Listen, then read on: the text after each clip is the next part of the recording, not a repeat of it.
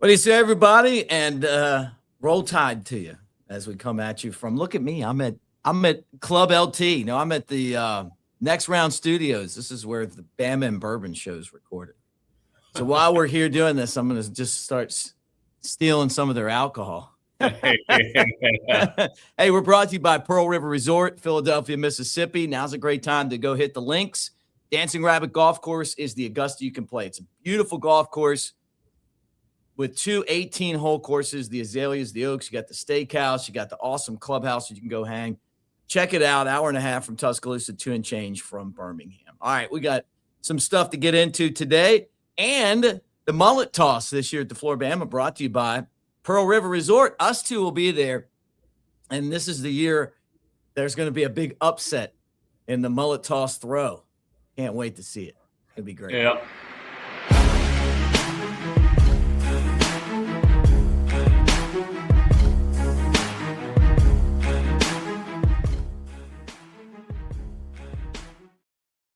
All right, there he is, Jake Coker, Mick Gillespie. What's up, dude? Want some of this alcohol behind me? No, it's too early for that. But I probably will be having a Bloody Mary with our boy Paul Register and Ryan Anderson some point today at the Mullet Toss golf tournament. That's where I'm headed.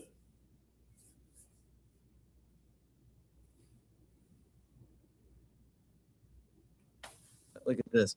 This is what happens when you do it from the bar here. You always have problems. That's what happens when you partake with all the shit behind you. Tell Paul, tell Steve, tell Jet, tell the whole crew I said, what's up? Tell Whiskey Willie. Tell Whiskey Willie. Whiskey Willie, yeah. Word on the street is that instead of having Bama players come throw the first mullet this year, they're going to have Auburn players. I'm like, what? What are we doing, man? Oh, no. So disappointed. I'm like, I can't even believe it. I wonder who they're bringing. I don't know, but I'm like, wait a second here. This isn't the Aub bar. It's the Floribama. Traders, man. Is Jackson Arnold going to be there? Can I come and can an old has-been come try to outthrow the guy they paid $1 million last year? I don't know. It's so funny. Still at Auburn? I don't know. I saw where Auburn's quarterback just got the starting job at Florida State. I mean, the way the transfer portal works, who is that? I don't even know who that is now. Yeah, you're old school. They just named him starting quarterback. Might be Jackson Arnold. No. Wait, who? Golly. See, I'm so out of touch with Auburn. When you win 3 games. I'm sorry. It was Ashton Daniels that got the job. Oh, he was at Auburn, though. Yeah, so I said, yeah. He won. They made the official announcement April 21st. Okay. Jackson Arnold is now at UNLV. No. This is insane. No, Florida State has named Auburn transfer Ashton Daniels as their starting quarterback as of April 21st, 2026. Yeah, no, what I'm saying is now also we were just talking about Jackson Arnold. Now he is at UNLV. Oh, the other guy's at UNLV. Yeah. It's hard to keep track. Wait, what are we doing here? What a great show, everybody. Hey, thanks for being here, folks. We do all our homework right here on the air.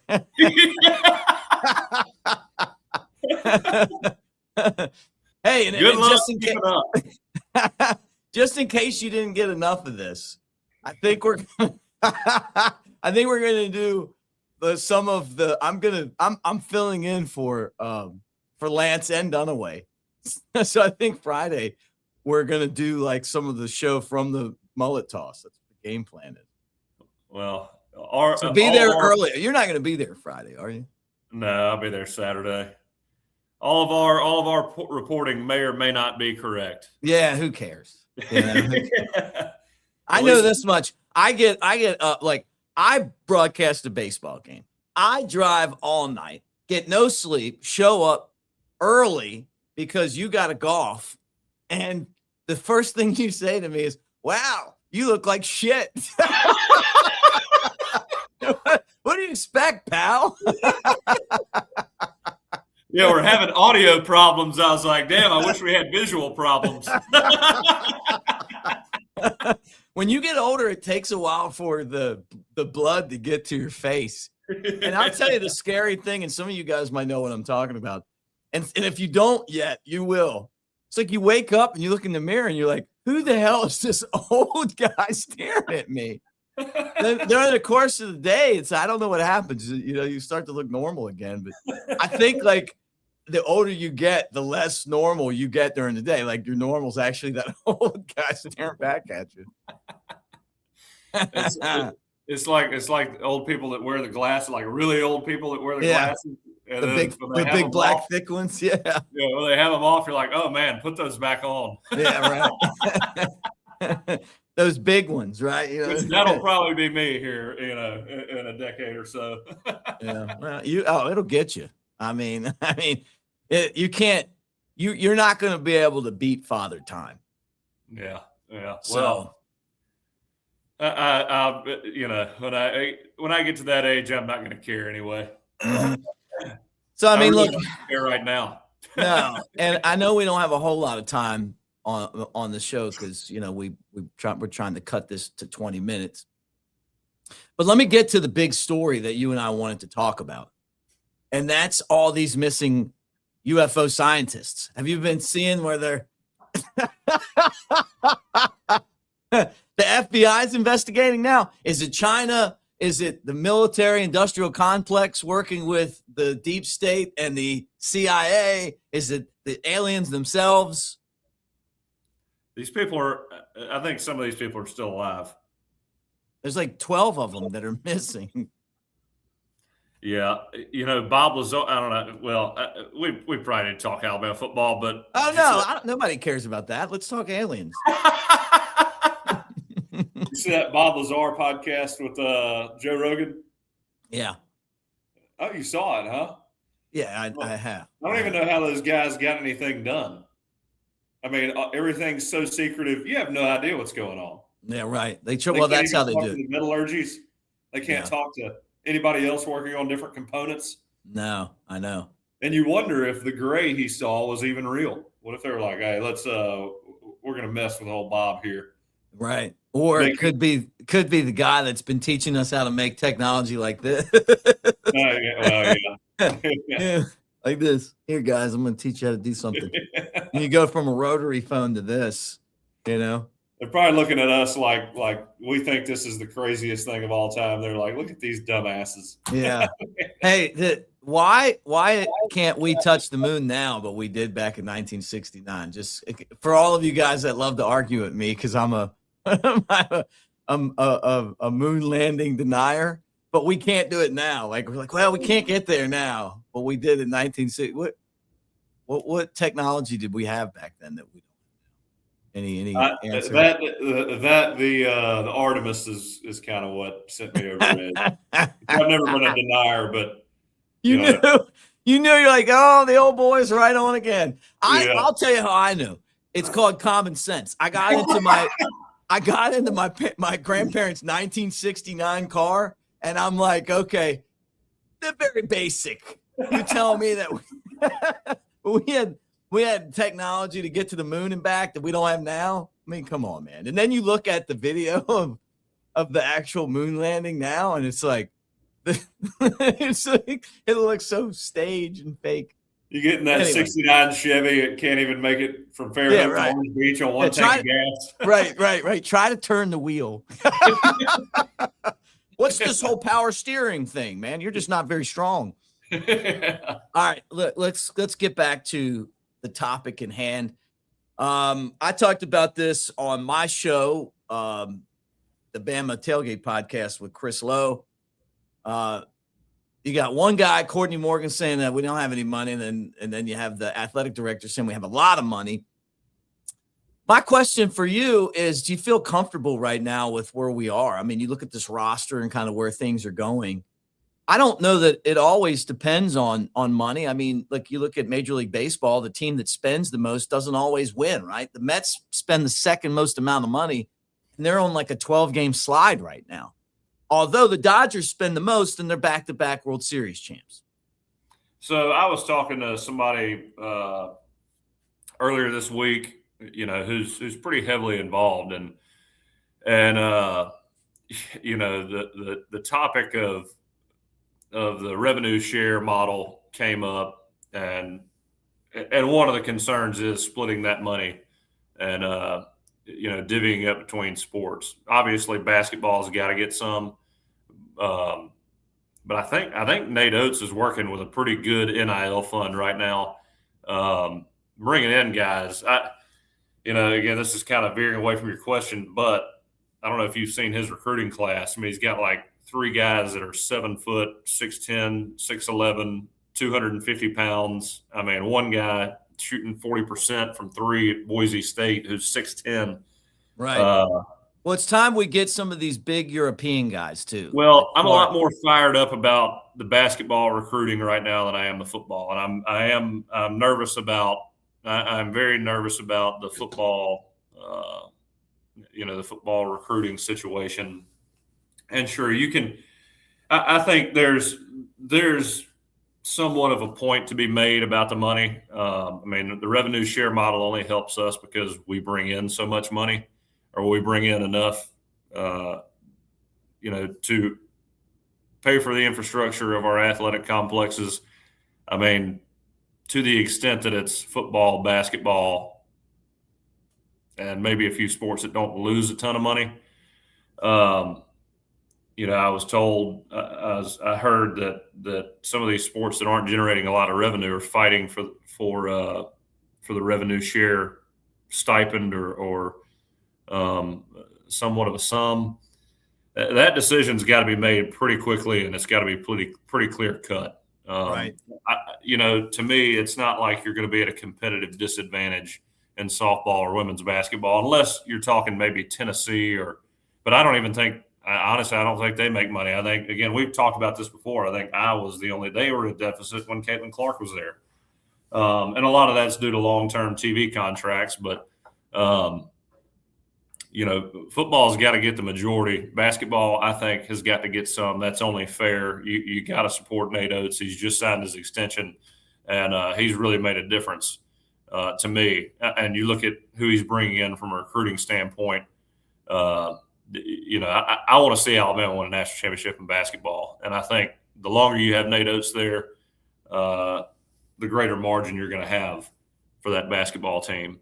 Mm-hmm. And especially is football. I mean, unless football at Alabama is always going to be huge, but you can't afford to make the dip that we made, in the early 2000s and other previous times. But again, my question was, with the revenue share model, do you see a decrease in NIL funding, or does that mean basically, because our NIL figure last year in the summertime was about $21 million, from what I understood. Now you add an additional 20.5 through the revenue share model. Again, some of that's got to go to football, but you're looking at a $35-40 million football roster now. Now, having said that, Texas A&M, Tennessee, all these other guys, I mean, I think they had $35-40 million rosters last year with just NIL funding. So now they're looking at that extra $20 million bump as well, unless they divvy up more to other sports. It all depends on who's divvying up, that 20.5, where they put it. So, as long as I'd love to see the cap on that raised. And if the cap is raised on that, that's when you really got to make decisions, because, I think we operated at a $30 million margin last year, 2 years ago.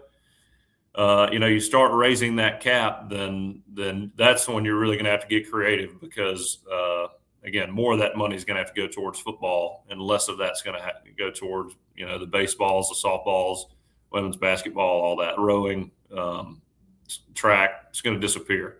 Yeah. Well, yeah, I've said that. I mean, and I look, I hate to see it. I love the era that I played in, but it's just the way it goes. You got to be able to take care of yourself, and you got to know who's bringing in the money.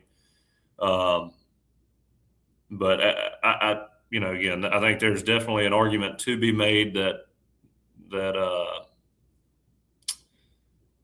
we lack the funding that maybe the top tier does. I think we're that second tier right now. But at the same time, you got to get guys out there. I don't care what anybody says. If you're being honest, the physicality of that Alabama team that we saw last year, it definitely got better after the Florida State game, but it's not the physicality we're used to seeing. Right. And look, even if you know nothing about football, you look at our run game last year, just the stats alone. You don't even have to see the game, and you have to know with a guy like Ty Simpson and the receiving core that we had, for us not to be able to run the ball is inexcusable. Right. And that's a lack of physicality. That's a lack of understanding of body position, where you need to be, leverage. I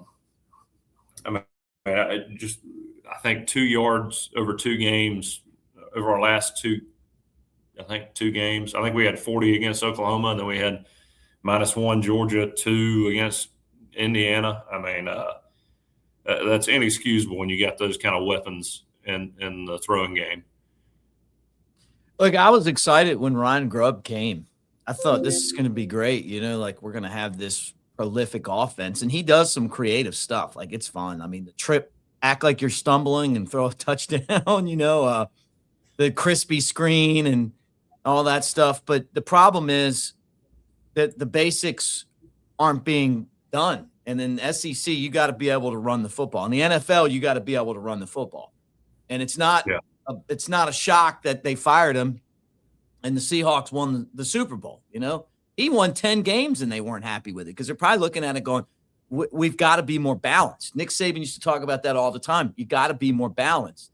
The lack of balance last year killed us, and to the point where it just doesn't look like Alabama football when you just can't line up and run the football for a yard. You're trying to run sweeps because you're afraid you can't get a yard.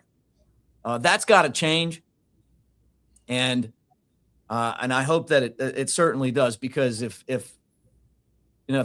that's the case again this year, then they're going to be in big trouble. But I like you got to be able to run the ball downhill. When Lane was there in 2015, there is no doubt with a Lane Kiffin offense, you're going to have a lot of movement, a lot of eye candy. You want the defense to think you could be doing a number of different things out of the same look. And, Lane took advantage of that. We had big physical offensive linemen, and we pushed people off the ball. And we had a lot of that misdirection stuff. We had guys going east and west, but the bread and butter was Derrick Henry going downhill. But we had the weapons and the capability to give it to whoever we wanted to. There was no weakness there, is what I'm saying. You know what I mean? We didn't have to have the movement to get the ball moving and run the ball efficiently. But when you've got that many weapons, it makes it almost impossible to defend. There's no weakness there. And so, we were more so taking advantage of a situation with just overpowering talent and physicality as well. Right. I hate to see it. I hate to see where you always got to trick people for 5 yards, Yeah. No, I know what you mean. Sometimes you just got to beat, like Indiana did us. You just got to be physical and we'll see. You know what? This is year 3 for Kalen DeBoer. It's a big year for him. And I've said it and I'll say it again. I don't think Alabama's spending enough money on football. When our biggest competition is outspending us for a roster, that's not a good sign. And I don't believe that we're in the top 5 in spending. And I like Greg Byrne, but I just don't believe that. I think you have to say that as the leader of an organization because you don't want to look weak. I just know this from being around baseball. It's the same thing. But I know from my sources that we're in a pack of teams in the SEC that are all about spending the same amount of money. And then I look at Ohio State, Miami, the Texas schools, We're getting outspent. They're buying some of our good players off our roster that we need. Here's also my understanding, and you can guarantee money to guys. You can guarantee money to guys through the profit sharing model because you've got the money there, you've got allocations, you can make plans. Through NIL, I mean, you really can't guarantee guys money. You're not supposed to. And I think that some of these other schools skirt around that because they're cheating. I mean, look that. Well, I wouldn't even. I don't know. See, here's where the rules. Nobody's there to do anything about it. That's what I'm saying. So if you can spend 60,000, nobody. No, I got you. I got you. But what I'm saying is, I mean, through NIL, these guys are technically cheating, okay, but at the same time, you've got a ton of high net worth individuals at these other schools that probably do make verbal agreements. Hey, we will pay this much for this guy. There's nothing in writing, and then they make a verbal guarantee to these players. In which, I mean, from my understanding, that's not legal. But at the same time, if I'm a coach and I've got that verbal guarantee from some of my board members or my backers or boosters, I'm making that guarantee. Screw it, I'm getting this guy. That's what I'm saying. And look, I'm watching Pete Golding, who's probably the least talented coach that's in the SEC as a head coach. I don't know. That's my opinion. But I'm going to tell you what I love about the guy is that he just doesn't care. He's going all in. I need this guy. You give me this money. I'm going all in. I'm doing everything I can. I got my chance right here. The team made the playoffs last year. I won more games than the coach. I got Lane Kiffin giving me shit in the media. We're going all in. I think Pete Golding I think he's a really good coach. I think the perception of him has been negative because of the way he exited Tuscaloosa and the DUI stuff. I mean, to me, that's a different issue, and I make no judgment on that. It's just one of those things. Hate to see it. Hate that ever happened to him, but I think public perception has not been good to him through that and just his departure from Tuscaloosa. But the thing that I know about Pete Golding is, he does not give a shit. He's going to do whatever he can to win. Yep, I respect that. And all in. And that's I love it. I mean, that guy is not afraid. He's not fearful of anything. He's going to go down swinging, baby. I mean, that's all you can ask for. He loves Ole Miss. He wants to be there, and you got to love that. That's the job he wants. He wants to retire as the head coach of Ole Miss. And hey guys, Jake, let me tell you guys about Patriot Roofing and Builders, 205-919-4494. They're all in just like Pete Golding. I'm telling you. You give those guys a call, free inspections, they're going to answer. That's Will and Justin. They do everything you want, right? They do the roofing. They do the siding. They do gutters, windows, full home renovations. They do it all at Patriot Roofing and Builders, Tuscaloosa, Birmingham, and points in between and around. Those guys got you covered. And, we've talked about it extensively on here. When you're doing homework, you want somebody good to be able to knock that out. All right. Well, we gotta wrap things up. You and I, Saturday, down in the sandy beaches of Perdido Key for the Mullet Toss, the 42nd annual Mullet Toss. I got to talk to Paul today. I got to figure out if I'm actually throwing now or what. I guess I just show up and throw with you. Mano y mano. I had you last year, and unfortunately, I accidentally hit a lady with the fish. Well, I got a back injury this year, so I might as well be throwing left-handed. Well, I think some of our buddies are going to be there. Word on the street is that there will be a Baron Huber appearance, maybe a Shank, maybe a Ryan Anderson. We'll find out. It's going to be a party. It'll be a lot of fun hanging out there. And we love the Mullet Toss. And it's brought to you by Pearl River Resort. And so are we. We're brought to you by Pearl River Resort. Any final thoughts, my friend? Roll Tide. Love what Nate Oats is doing. I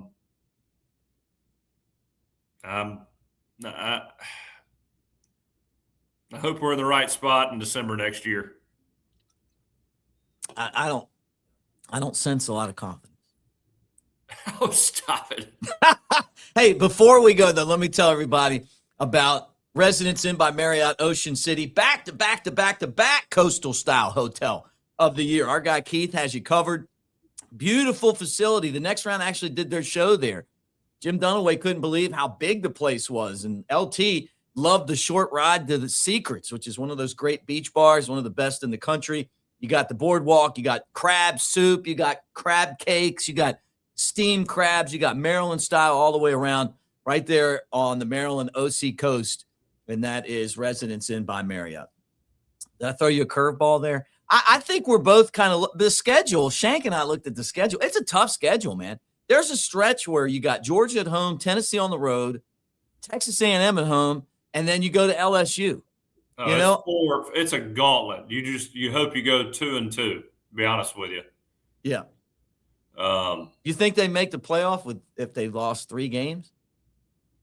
I doubt it. Yes, it's going to be tough, man. They need to expand the playoff. They're going to be playing these tough schedules. The playoff committee makes decisions a lot. From what I've seen, a lot of their decisions in the current year are based on last year's results a lot of times. And I think that game this year against Indiana is going to kill us next year if we lose 3 games. There's already enough noise about us being in. If it's close, I think the committee, they try to, avoid pressure and criticism. And there's enough Alabama hate across the country where if they leave Alabama out, they will be pleasing a lot of people. Right. So I think you have to win. I think you can only lose 2 games. Well, let's talk about something that we both love, and that's Pearl River Resort. You're in this commercial. You did a fantastic job. It's your second of, I'm sure, a series of commercials at Pearl River Resort. This one, you're hanging out with rock star Steve Azar, who wears his sunglasses and brings his guitar into the facility, and you're in there throwing a football in the dice. Never thought I'd be throwing a football in a casino. All right, hey, hit them straight, and I will see you on Saturday, my friend. All righty. Roll Tide. So, Jake, let's break down some game tape. Hold on, fellas. Steve. Hey, Jake, you ready to rock? Let's roll, brother. Guess we're calling plays at Pearl River Resort. Wow, Jake's first throw scores. And Steve's got the crowd pumped. Man, they're absolutely rolling. 'Cause I don't have to be me till Monday, Friday, Saturday, Sunday. I ain't gonna face reality. I tell you, Jake's still got game. While Steve keeps rocking aces. Boom, Jake seals it with a pick. Come call your own plays At Pearl River Resort. Let's roll. I don't have to